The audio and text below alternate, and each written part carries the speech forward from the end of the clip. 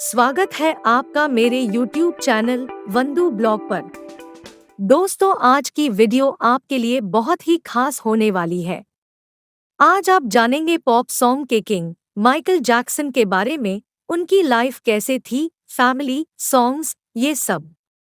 Video में आगे बढ़ने से पहले आपसे एक रिक्वेस्ट है कि आपको मेरे वीडियो पसंद आते हैं तो प्लीज लाइक कीजिए और वर्ल्ड नॉलेज से रिलेटेड ऐसे ही वीडियो देखने के लिए मेरे चैनल को सब्सक्राइब करें।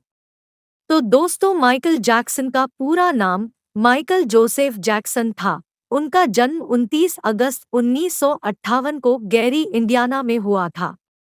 जैक्सन एक अमेरिकी सिंगर, सॉन्ग राइटर, डांसर और दयालु व्यक्ति थे।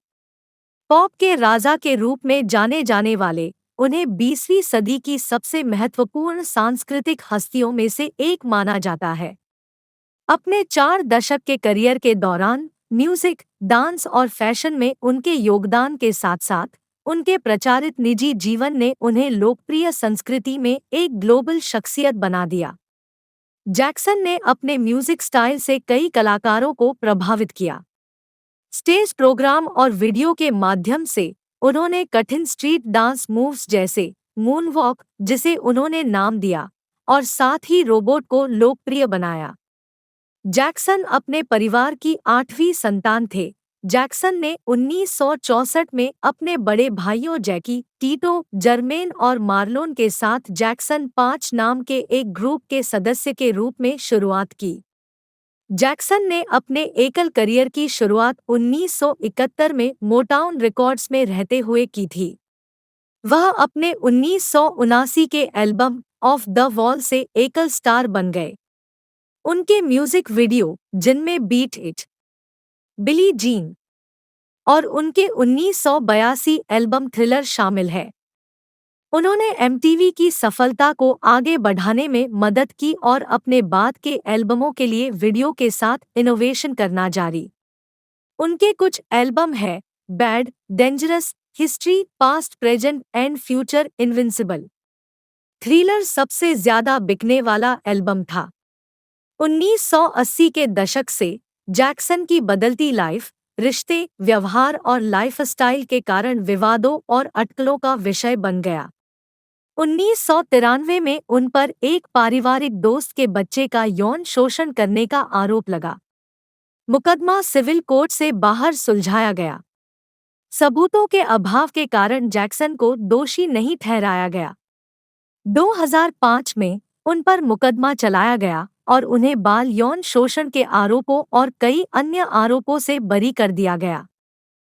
एफबीआई को किसी भी मामले में जैक्सन द्वारा आपराधिक आचरण का कोई सबूत नहीं मिला।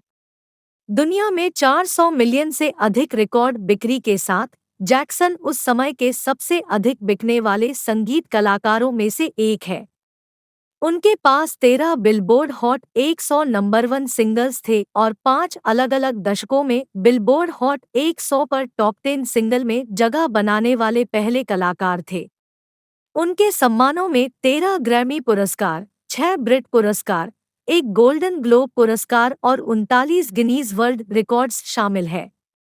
जैक्सन के प्रेरणों में rock and roll hall of fame, vocal group hall of fame, songwriters hall of fame, dance hall of fame और rhythm and blues music hall शामिल है। जैक्सन को परोपकारी और मानवतावादी व्यक्ति माना जाता है। कुछ अनुमानों के अनुसार उन्होंने अपने जीवन के दौरान इन्फ्लेशन को ध्यान में रखे बिना दान में $500 मिलियन से अधिक का दान दिए। 1992 में जैक्सन ने हील द वर्ल्ड फाउंडेशन की स्थापना की, जिसमें उन्होंने अपने डेंजरस वर्ल्ड टूर से प्राप्त धन में से कई मिलियन डॉलर का दान दे दिया। उन्होंने गरीब बच्चों की सहायता करने वाले समूहों को अपने प्रोग्राम के टिकट उपहार में दे दिए। उन्होंने दुनिया भर के अस्पतालों में बीमार बच्चों से मुलाकात की। उन बच्चों को ऊंचे स्तर की देखभाल की आवश्यकता होती तो उन्हें विशेष सुविधाएं और नर्सें प्रदान की जाती थी। जैक्सन ने कई चैरिटी नीलामियों के लिए विशेष सामग्री दान की। उन्हें अपने परोपकारी कार्यों के लिए विभिन्न पुरस्कार और प्रशंसाएं मिली, जिनमें संयुक्त राज्य अमेरिका के राष्ट्रपतियों द्वारा दिए गए 2 पुरस्कार भी शामिल हैं। जैक्सन के परोपकारी कार्यों ने गिनीज वर्ल्ड रिकॉर्ड्स में मान्यता अर्जित की है। जैक्सन इतिहास में सबसे अधिक बिकने वाले संगीत कलाकारों में से एक है, जिसकी बिक्री कई शोज द्वारा 400 मिलियन या 1 बिलियन तक है। उन्हें संयुक्त राज्य अमेरिका के राष्ट्रपति द्वारा व्हाइट हाउस में 3 बार आमंत्रित और सम्मानित किया गया था।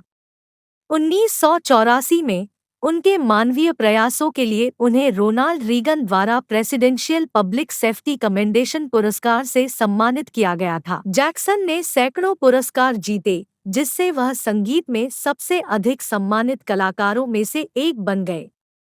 उनके पुरस्कारों में 39 गिनीज वर्ल्ड रिकॉर्ड्स शामिल है, 13 ग्रैमी पुरस्कार और साथ ही ग्रैमी लीजेंड अवार्ड और ग्रैमी लाइफटाइम अचीवमेंट अवार्ड शामिल है। 26 अमेरिकी संगीत पुरस्कार है। उन्हें वर्ल्ड म्यूजिक अवार्ड, जो सबसे अधिक बिकने वाला पॉप मेल आर्टिस्ट और बाम्बी पॉप आर्टिस्ट अवार्ड भी मिला। 25 जून 2009 जब वह एक संगीत कार्यक्रम दिस इज इट की तैयारी कर रहे थे, तब जैक्सन के डॉक्टर कॉनराड मरे द्वारा दी गई प्रोपोफोल की अधिक मात्रा से जैक्सन की मृत्यु हो गई, जिन्हें 2011 में जैक्सन की मौत में शामिल होने के लिए अनैच्छिक हत्या का दोषी ठहराया गया था। उनकी मृत्यु पर दुनिया भर में रिएक्शंस शुरू हो गई, जिससे इंटरनेट ट्रैफिक में वृद्धि हो गई और उनके संगीत की बिक्री में भी वृद्धि हुई। जैक्सन के डॉक्टर कॉनराड मरे कई जैक्सन को सोने में मदद करने के बुश कई दवाएं दी थी। जैक्सन की सांसें नहीं चल रही थी। Ronald Reagan UCLA Medical Center के रास्ते तक उन्हें ठीक करने के प्रयास जारी रहे, लेकिन असफल रहे और फिर दोपहर 2:26 बजे जैक्सन को मृत घोषित कर दिया गया। मरे ने प्रोपोफोल, लोराज़ेपम और मिडाज़ोलम दिया था। उनकी मृत्यु प्रोपोफोल के अत्यधिक सेवन के कारण हुई। उनकी मौत की खबर तेजी से ऑनलाइन में फैल गई, जिससे वेबसाइटें धीमी हो गई और यूजर्स की अधिकता के कारण क्रैश हो गई और गूगल, एओएल इंस्टेंट मैसेंजर सहित सेवाओं और वेबसाइटों पर बहुत दबाव पड़ा। ट्विटर और विकिपीडिया कुल मिलाकर वेब ट्रैफिक में 11% से 20% के बीच वृद्धि हुई। जुलाई 2009 में लूनर रिपब्लिक सोसाइटी ने चंद्रमा पर एक क्रेटर का नाम जैक्सन रखा। अगस्त में जैक्सन का 51वां जन्मदिन था। गूगल ने अपना गूगल डूडल उन्हें समर्पित किया। 2012 में उनके सम्मान में विलुप्त हर्मिट केकड़े मेसोपेरा पाइलोचेस माइकल जैक्सोनी नाम रखा गया था। जैक्सन की मृत्यु की सालगिरह 25 जून को विश्व विटिलिगो दिवस के नाम से मनाया जाता है, ताकि जैक्सन जिस ऑटोइम्यून विकार से पीड़ित थे, उसके बारे में जागरूकता बढ़ाई जा सके। तो आपको माइकल जैक्सन बारे में जानकर कैसा लगा? प्लीज लाइक एंड सब्सक्राइब करें।